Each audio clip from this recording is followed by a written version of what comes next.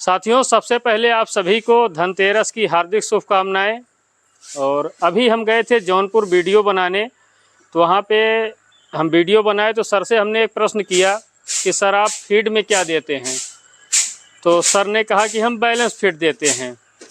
और वह वीडियो हमारे एक साथी देखे और उन्होंने कमेंट किया कि सर बैलेंस फीड क्या होता है।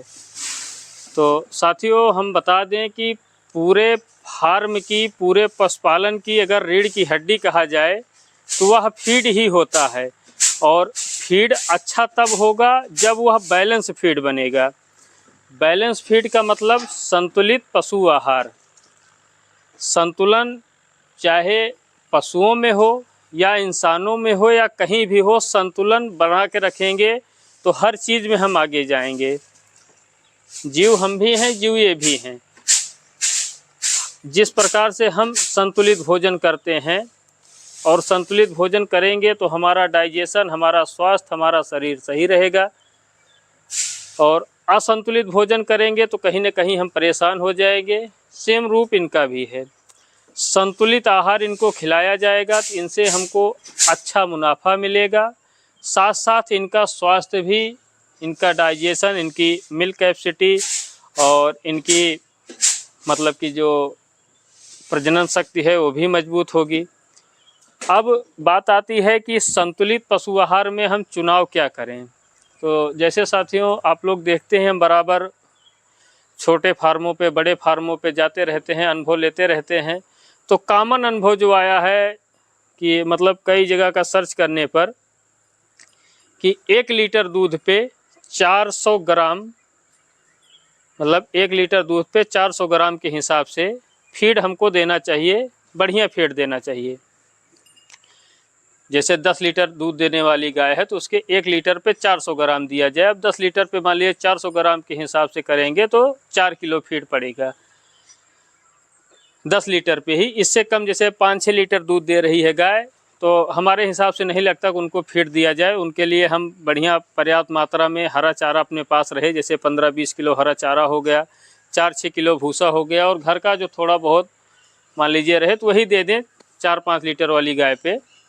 क्योंकि दूध उनका कम है और उनके पीछे हम ज़्यादा खर्चा करेंगे और उनका कैपेसिटी जो है उस हिसाब से नहीं है। कहने का मतलब देसी नस्ल में है तो ज़्यादा खर्चा करेंगे तो कहीं ना कहीं हम घाटे में जाएंगे। तो इस हिसाब से मान लीजिए उनको अपना ही हरा चारा, भूसा ये सब मिला के देंगे तो काम चलेगा। लेकिन ये 10 लीटर कैपेसिटी वाली गाय हैं तो 1 लीटर दूध पे 400 ग्राम के हिसाब से जो है फीड दिया जाए। और फीड जो है वह बढ़िया होना चाहिए। जैसे महंगे पशु आहार का अगर चुनाव किया जाएगा, मार्केट में कई अच्छे पशु आहार चल रहे हैं, महंगे जो हैं ठीक ठाक हैं। मतलब आप अपने हिसाब से देख लीजिए, हम किसी पशु आहार के बारे में नहीं कह रहे हैं, कि जिनमें हर चीज़ आपको मिले। मतलब कई पोषक तत्वों की आवश्यकता होती है जानवरों को, तो वो सभी पोषक तत्व जो है हमारी गायों को ताकि उस पशु आहार से मिल जाएं। यदि आप बाहर मतलब मार्केट का फीड नहीं ले रहे हैं, बाहर का पशु आहार नहीं ले रहे हैं, तो आप घर पे भी अपना फीड तैयार कर सकते हैं। मोटा अनाज हो गया, मान लीजिए मक्का हो गया, और मक्के के साथ गेहूं हो गया ना। तो मात्रा कहेंगे तो हम आगे आप लोगों को बता देंगे समझ के। तो गेहूं हो गया, मक्का हो गया, ये सब। और उसके बाद में खली हो गई, उसके बाद चोकर हो गया है, उसके बाद में चोकर के बाद फिर चूनी हो गई। अब चूनी में आप चाहे मटर की चूनी ले लीजिए, चाहे अरहर की चूनी मिल जाए या उड़द की चूनी मिल जाए, किसी चीज़ की चूनी एक मात्रा जो है बना लीजिए मानक, और स्वयं से जो है खिलाइए तो उसका रिस्पांस अच्छा मिलेगा। साथ में मिनरल मिक्सचर, गाय दूध दे रही हैं तो कैल्शियम, ये सब दिया जाए। साथियों, हम जितने फार्म मान लीजिए अभी तक लगभग विजिट किए हैं तो उनमें काफ़ी सफल फार्म हमको वही मिले हैं जो लगभग फीड उनका स्ट्रांग है। स्ट्रांग का मतलब कि हम तो 80% कह रहे हैं जो स्वयं का फीड बना रहे हैं, काफ़ी हद तक वह भी अच्छे खासे सफल हैं।